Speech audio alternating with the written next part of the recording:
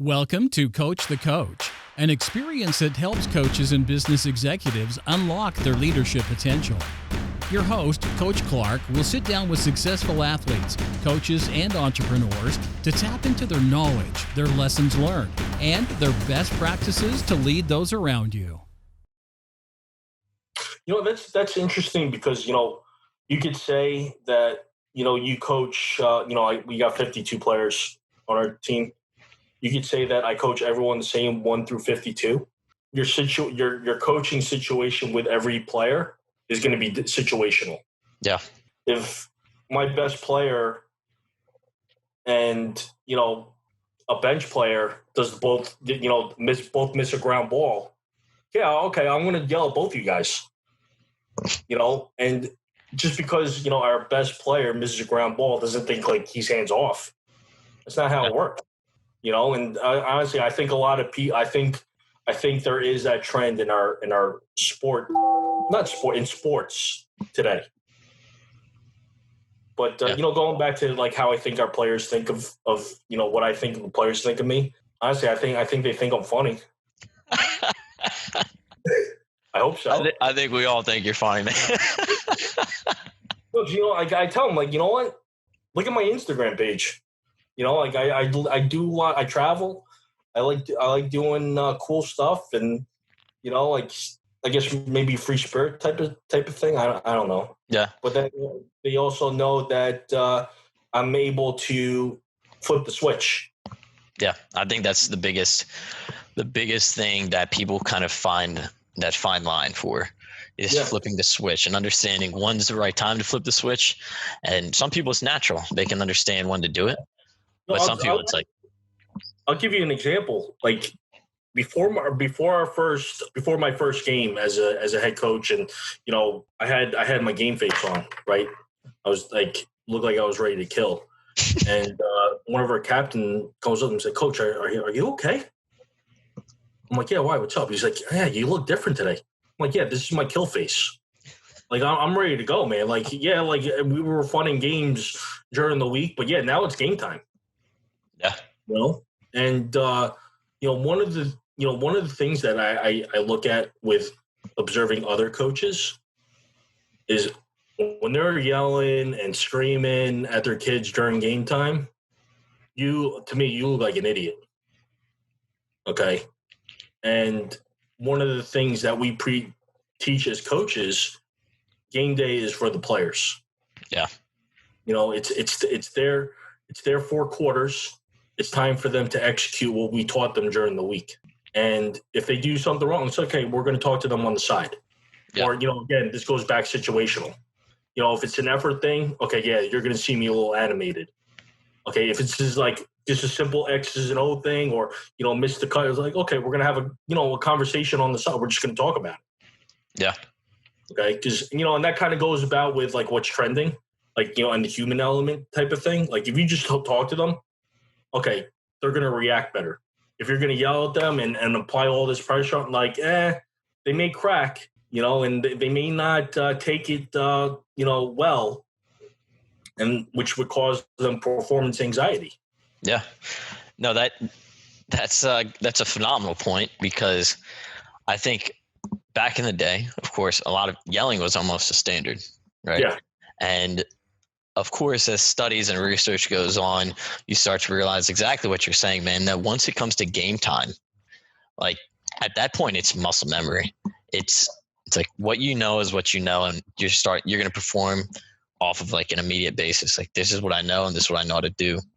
And so that yelling aspect, yeah, I've seen where it completely shuts people down. Some of the best players too, more particularly, of course, at the high school level, you're taking someone who's just doing what they know how to do in the moment. Or of course, then you have the human element that we continue to speak on. It's like, what else is going on? Like that they're not performing to their standard or to what they're capable of. And there's so much more to it than it's like, I mean, yelling might work for one individual, but of course, I think game time, I would agree with you 100%. Thank you for. No, man, I think it's great to hear because especially if you get to the collegiate level of coaching, you have a lot of people, a lot of high school coaches, myself, club level coaches. They're looking at the collegiate level and they're probably thinking, how are they running their practice?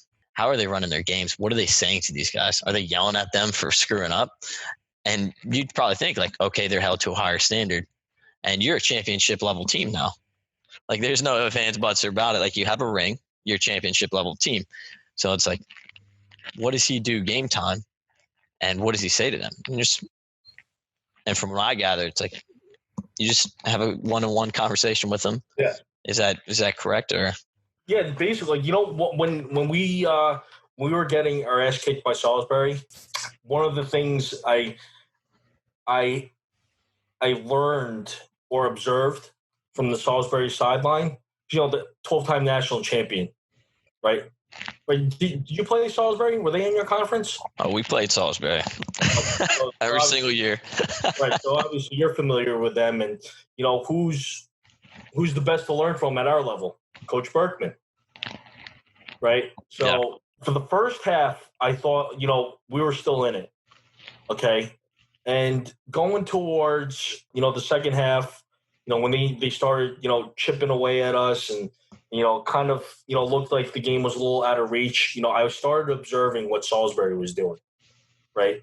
And my mentality at that point was, what makes them to be 12-time national championship? Because I want to be them, right? They set the standard for our sport for Division III. Yeah, and I figured this may be the only time we play them, and the next time we play them may be the national championship. If and when we ever get there. So I really took in what they were doing. And a lot of that was confirmation of what we were doing as a staff. Coach Berkman's out, letting his assistants coach, doing the X's and O's. And he's having, he's working the refs, or he's having the individual conversations, with the players and making sure that that their head is on right. I guess really, what I'm trying to say, like, I'm just trying to, as a coach, I'm just trying to emulate their staff to an extent. Yeah. I want a little, tweak on my way, or, whatever our philosophy is, and then see if it works. Yeah. So let's go back to when you're saying the X's and O's. Do you completely let your assistants design the offense, design the defense, or how does that process work now when you guys are going through that? I let them do, whatever is right, whatever they want to do. Yeah. Where I step in is the personnel of, like, really who will get the shot today, or who will get the chance at practice, or let's see, like, I'll be like, what, Jim didn't get enough reps this practice. But next practice, let's see what he could do next on the next day. That type of, like, that's where my input goes in. Okay. See, I think that's where a lot of people lose that ability to try and let go. Yes.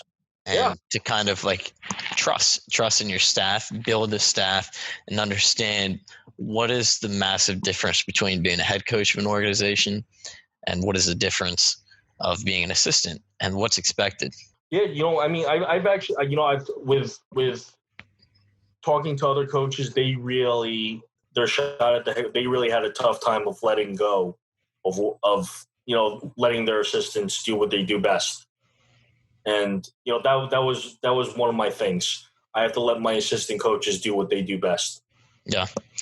If I don't like it, then okay, I'll let them know. But for the most part, yeah, like, I love what they do. Yeah.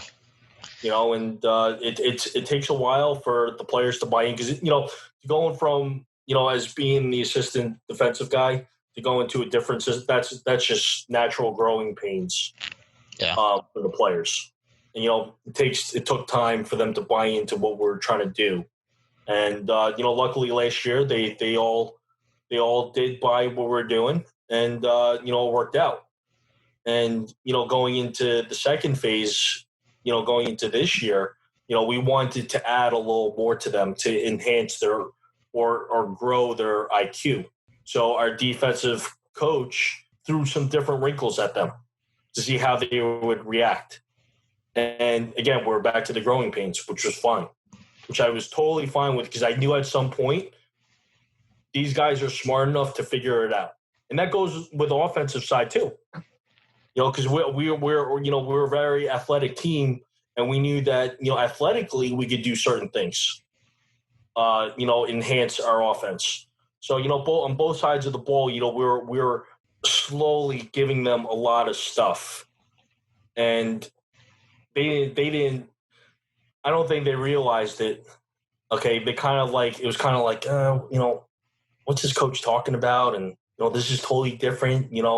We didn't do this last year. Well, yeah, this is part of phase 2. We're trying to give you more stuff. We're trying to enhance your IQ. We're trying to grow your knowledge. Yeah. And if last year was any trend and pattern that we were showing, well, these guys were going to get it down at some point. So when you came into the program, would you say you kind of took it and ran with the position, or you strategically, because right now, as you say that, chunking, I actually try to do that a lot myself and saying, how can you build someone's IQ knowledge, right, without overwhelming them? Was this something forethought out that you said, hey, let's feed them what is important right now and then figure out what else we can build upon? Or did you kind of have a set path that you saw in a 5-year plan? It was like, as far as the immediate future, with the little stuff that we're implementing, that just goes with playing, as part of practice time. Like at some point, the way we run practices, there are times where we just play for a 45-minute, half hour, 45 minutes, and let's just see it execute.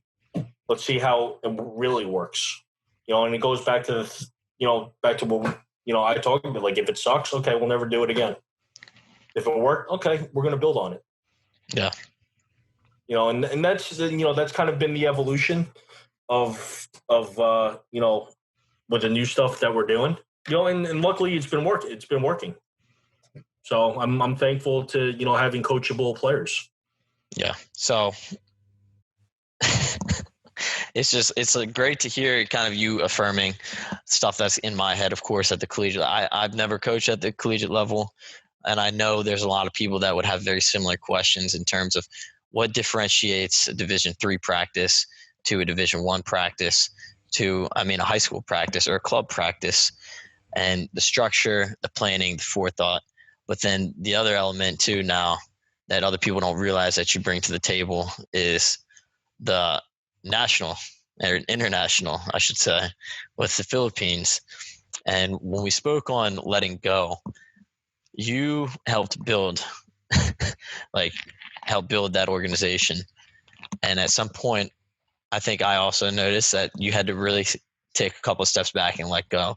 What was that like? And walk me through that process, kind of where you went from start to, okay, there's a lot now that I can't even really affect when it comes to the playing aspect. Well, yeah, Philippines Lacrosse, that's like my little baby.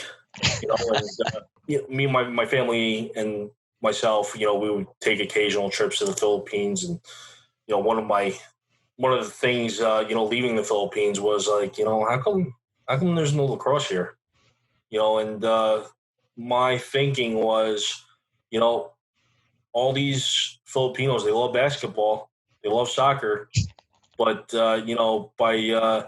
you and I both know there's no 7-foot Filipino or 6'6" Filipino that's going to make it to the NBA. But you know what? There's few. And they got the great work ethic. So that's where this whole lacrosse idea came about. And, I was lucky enough to find guys like you and Ron and Justin and, Josh, our original founder, and Noel, to, really put this thing together. And to see it grow from 2012 to, you talked about the fact of, we finished number 10 with the number 10 ranking in 2018, really shows how far we've came. And, it's still growing. I see the videos that some of the players at the Philippines, Filipino colleges, seeing them do work or, working on their stick skills. And, that's one of those things that, that fuels my fire, that I got to keep on going with this as, at whatever capacity I'm at. Yeah. Yeah. Cause we can't let that thing die, cause I want to give them the same opportunity that it gave you and I, with this game. So what would you attribute as being one of essentially the co-founders and board members of that organization? What would you attribute as one of your biggest things you've brought to the table and that you still bring to the table as, really it's a corporate structure, as people may or may not see it, but it's an organization with board members. What do you think is your biggest thing that you bring as an asset to the organization? I think being the fact that I have the ability to go to the Philippines during my off time and, coach up some players over there and spread the game to different schools. Cause that's what it needs. Yeah. And, we do have some great guys over there that are leading our programs. And, when I feel like at this point, I still myself and, other people need to go over there and really, teach or enhance what they're doing over there. Because, the experience for them is obviously limited. All they see is, the YouTube videos that are all over, and, they have dreams and aspirations to be that kind of player. And you know what? If you keep working at it, they're probably not far off. And, I know, with the 2018 team, I remember getting messages like, Coach, I hope I get the opportunity to play at the world level and play on ESPN and all that stuff. So, that's kind of like what really keeps me going again. Cause again, like you can't let this die, cause if you let it die, the opportunity goes out the door. And, I'm looking forward to my next trip. Yeah. Whenever that may be. Yeah, dude. Nobody saw the Philippines finishing 10th in the World Games. Yeah, again, this is kind of like, I guess, like kind of like my mantra type of thing. Like, with Maritime and Philippines Lacrosse, it's like kind of like the sleeper. Like you don't know what you're gonna get, but if you're gonna take us for granted, we're gonna hit you in the mouth. Yeah. So I really embraced that whole that whole mindset, specifically like the last with the whole world game experience. I brought that to that whole shock the world mentality that we had, and we definitely shocked the world. Yeah, and like no one thought we were going to have an ESPN game. No one thought that we were going to keep it close with Israel. I think we lost 11-8. But, that was like you've played Israel, and they're one of the top-notch programs. And yeah, absolutely. They definitely beat us in some friendly matches. But, to see that we've closed the gap on them, that's something that we have looking forward at the next World Games. Yeah. If we play a team of that caliber, hopefully, we can shock the world again. And, this is where my Philippines lacrosse world and Maritime kind of come together, because it's the mentality is the same. Happily, it's been translating. Yeah.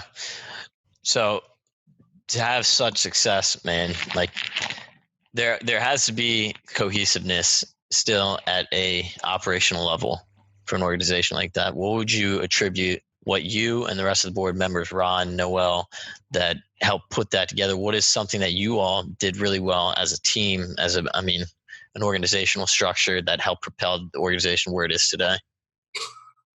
Definitely the communication. First and foremost, when you have, this many board members or coaches or, players, you have to make sure that your communication is on point. Yeah. Transparent. For me, transparency is key. If you're not transparent to me, you got some kind of hidden agenda, and I don't want to be a part of it. It's that simple. Are you putting conspiracy theories against your own board, or are you just saying in general? General, and that's been a big positive thing for Philippines Lacrosse, is that we're all pretty transparent with all the board members. and to our players. Again, because you and I have, when I remember, with you in the tryouts, you were in the mix, and with your passport situation, and if you got the passport, you're in. Yeah. But with your obligations to to the United States of America, you just weren't. You couldn't be on our roster. I got you. You're striking. Well, that was a tough conversation. Yeah. And the only reason, I want to talk to you. I wanted to, at that point, talk to you about that because we were on a personal level. Yeah. And that's where my transparency is. Some people would be upset, but you know what, you took it very well, and there's no arguing it, right? I will tell you, man. I remember that night when I got the voicemail, or I woke up from it about like 10 minutes. It had to have been 10 minutes after it happened, if that. And I'll never forget, because I had about 10 minutes where I allowed myself to be kind of upset and kind of angry or whatever at the situation. But then I had to think to myself, man, you can't dwell. You can't be upset on that. And the situations are what the situations are. Yeah. And regardless of what it is, I'm a firm believer that you have to be so good that people can't ignore you. And it's on me, man. I wasn't there. I wasn't at that point. So I think. Well, I wouldn't say physically you weren't there. It's more of the logistic stuff. Listen. It was the people that were on that squad, man. I couldn't imagine a better group of guys. I think it was an honor just to see all those guys who made it that were on that team, man, and what you all did over there. It was great. Overall, it was a great experience, and I know not a lot of people. Again, this goes back to one of the things that I don't take for granted. Because not a lot of people can represent, their heritage or the country that they're, born and raised from. And I'm thankful that I had the opportunity to walk, in the stadium, with a bunch of guys, and that's something that I have with me for forever. Yeah, man. Just seeing the growth of the organization since I got involved, and then since, of course, hearing about the inaugural games that they played, it's dude, what you and Ron, Noel, all the guys that are involved in the organization have done, it's great, man. It's absolutely great. And that's why it's so intriguing to me, and I'm sure to other people listening, to hear it's how do you build an organization from scratch, right, at an international level, and then make it flourish. It's huge. Dude, I mean, if you have any aspirations to bring lacrosse to a country, you better buckle up, because you are in it for the long haul. I honestly I kept telling myself, you know what, you're probably going to be in this for a life, for a while, but oh my God, dude, we started this thing in 2012. Yeah, 2012, and all the paperwork that had to be done, all the players that we had to find, and get our messaging out, and going to all the different schools in the Philippines and introducing it to every gym class at the college was really, it was overwhelming. Yeah. But for me, it was just the passion that kept me going. When Ron and I were introducing it to one of our schools in the Philippines, I didn't, it was one PE class after another, right? And it turned out to be that we end up introducing lacrosse to over 400 kids, right? That's all huge. In one day, which is freaking It's unreal. I'm getting tired of thinking about it. Yeah. But I remember at that time when I was going to I was just I remember the adrenaline going. This is new and exciting for them. And it was the energy for me. The energy you had, probably I'd imagine that you had doing that. Yeah. Especially having that passion. That's what a lot of people, I think, also need to find within themselves with whatever it is they're doing in lacrosse, sports, business, is that passion. And I think I can only imagine the energy you guys had being over there with that.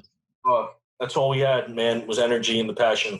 Just, I mean, I know me personally, I think I took 14 flights in a 13-day span. It was something crazy with the travel.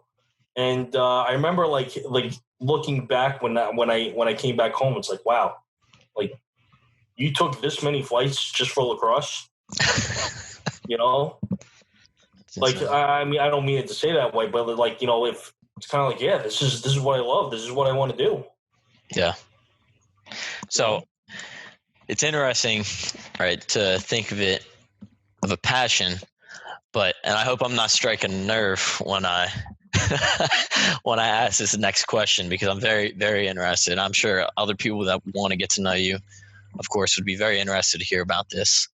And you can cut me short, man, if you don't want to talk about this, but I think it'll be great, right? Just to kind of get that other element from you and understanding. So from 2008 to about 2013, you were out of lacrosse world. Is that fair to say? Yep. So considering your passion for the sport and where it's at now, what caused that 5-year break? You know, just other business interests. Yeah. You know, like I was like going back to 2008. I knew my time was coming up, was ending at my high school, at my respective high school. Only because they wanted the coaches to be from the high school. You know, and I get it. You know, it's their opportunity as a teacher to show that they're a good example or a good person in the community. So I knew I had to take a step back from high school coaching, and that was really it from 2008. And just freed up a lot of time and doing a lot of traveling, getting involved with my cousin and the whole entrepreneurial business thing, and it was exciting. And when you go to, I guess 2000, end of 2013, coaching found me again. Or I found coaching, whatever way you want to look at it. So, again, this I know I mentioned everything comes in full circle, man. Yeah. So when you say entrepreneurial stuff, was this getting involved with your dry cleaning business or what exactly kind of went towards that? So I have a big poker hobby. I think I remember you talking about this. Explain. Well, I guess I had aspirations of being that guy from ESPN that you'd see every summer, and you had some good days, you had some bad days, more bad days than good, but that's why I actually enjoyed that game of poker, because you don't know what's going to come up next, and you just got to be ready. And it really taught me some pretty interesting, cool lessons. But now it's more of a hobby. Yeah. I don't take it as serious as I used to. So you're doing that for a profession. So for that 5-year stint, would you say that was kind of like what you were doing was? I would say loosely. Yeah, I mean, I would go to Vegas and go to the World Series and playing the games over there, and didn't do too well. Yeah. But, that's I guess that's what happens in gambling. But that's actually another thing. Like, my players know that part of me. Because the one thing that's good that I appreciate about this age range is that they really take interest in you and they want to know about you. I remember a player like, Coach, what's this poker stuff that I saw on Google? My God, here we go. So I'm like, you know what? There's no hiding it. So I just, I talked about it. And, if you think, gambling is not the best thing, but, my philosophy is life's gambling. So, that's a whole different, philosophy set and a whole nother podcast. But no, man, that's completely fair. But I think it would be a great, phenomenal ending question here. Since this is like right in your realm and this is like time now, man. Paul Rabel, he had just announced the betting. in PLL. What are your thoughts on that? If it enhances the sport of lacrosse and helps grow the game, I am all about it. I actually talked about this with him, Coach Gordy Hodgson. I actually talked about the whole gambling aspect of the PLL today, and if you could see what gambling has done for the NBA, NFL, baseball, tennis, hockey, we may see the growth of lacrosse grow faster than we think. Because during this point in time, there's nothing else really going on right now, and if baseball isn't on TV when they play, there's probably going to be a lot of people watching. Yeah, a lot of people, as far as the gambling aspect, if for sports, if a guy who plays, who bets baseball, he's not getting his games in. He's probably gonna watch lacrosse and see, what's this all about? Genius of the PLL. I love it. Yeah, we'll say he's done, a phenomenal job in putting together PLL, and I'm super excited to see where the rest of that organization is going. I think it's going to be huge, just adding that aspect to it. And I thought it's funny, man, because I wanted to, of course, get a lot of the leadership and coaching aspect from you and kind of how to grow as a coach, as an individual, right? But then to hear that aspect too, I think that's great. Like, just to hear from another coach coaching at the level that you coach at, and with the success that you've had now of those two organizations. But before we end, there's one thing that you're going to be the first inaugural person to do this. Oh, here we go. So it's going to be what I'm coining now as the 5 for 5, right? And at the end of all my workouts, I was trying to do a burnout, right? I was trying to just crush it. and from there, call it a successful day. So the goal for you is to crush these questions as quickly as possible. You're going to get 5 questions, and you have 5 seconds. 5 seconds to respond. First thing that comes off the cusp of your head. All right. No questions, ifs, ands, or buts. You can't hesitate. All good. So you guys answer these 5 questions, man, straight off the cusp. Like, you can't hesitate. You got 5 seconds. It's going to be rapid fire.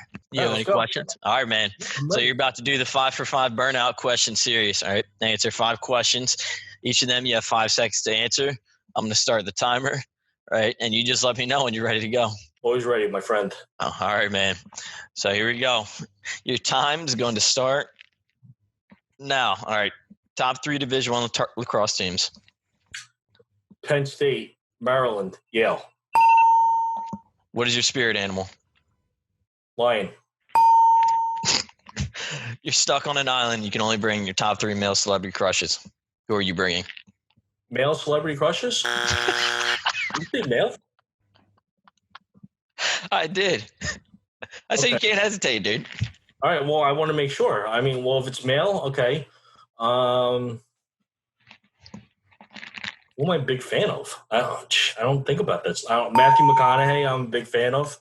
I don't know why James Vanderbeek is sticking out in my head right now. This is as long as 5 seconds. Yeah, sorry. At last, Adam Sandler. He's funny. James Vanderbeek, you could beat the hell out of. Biggest pet peeve? Shoes on bed. Freaks me out. Freaks me out. Weirdest thing you do when no one is around? Pick my ears? Weirdest thing actually, you know what? All right, so this is going to shock some people. Clorox wipes. I use them to wipe my hands and face when no one's around. Yep, I'm letting the world know. People thought I was going to die. Oh, shit. I just do it when no one's looking, so I don't have to hear it. Oh, you made it. You made it through, man. We may have gone over a little bit of 5 seconds for each, but I'm sure this is a lot of good stuff, man, that people are going to a lot of good content that they're going to appreciate hearing from you. A lot of stuff people can take away. I'm hoping that they were writing this stuff down. But yeah, man, it was good. I appreciate you coming on. Like, I had a blast. This was a lot of fun. Good catching up with some good people. So this is your chance, man. You've got about 30 seconds. Say whatever you need to say that you have going on for Maritime. This is your recruiting bit that you want to say if you want to recruit some guys there. PLA, just let people know what's going on, man. All right, so for the Maritime lacrosse world, recruits out there, if you want a job after college and you want to make a lot of money and you may be into the engineering or maritime industry, then we're the place for you. And you get to play. You have an opportunity to play for a championship program and, play for a chance to play in the NCAA tournament every year. PLA, Philippines Lacrosse-wise, waiting on our world qualifiers. Things got slowed down a little bit, due to the coronavirus. This September was supposed to be the qualifiers, but it got postponed till 2021. So we'll be looking forward and be ready to go for that. And that's it.